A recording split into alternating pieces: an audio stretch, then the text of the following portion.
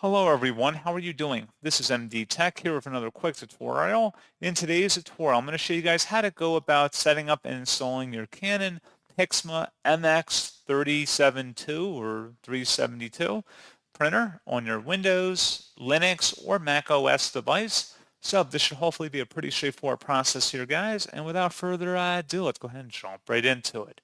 So all you have to do is open up a web browser, and into Google search, you want to look for Canon PIXMA MX372 support.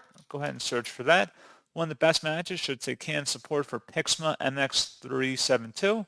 Open that up, and then on this page you want to scroll down underneath downloads and expand software and drivers. And then underneath software and driver results, you want to go down and locate the My Printer file in here. Select the download button. And then once it's downloaded to your computer, you want to go ahead and open that up to run it. And it should be a Canon verified publisher. Select yes, and it should say welcome to the Canon My Printer Setup program.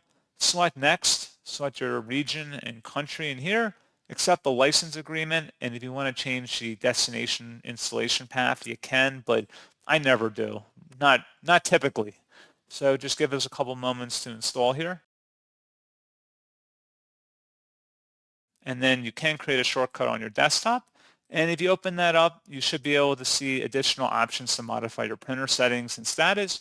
If you're still having a problem connecting to your printer, you can select the diagnose and repair printer option at the top to then explore common troubleshooting resolutions here through automated tools.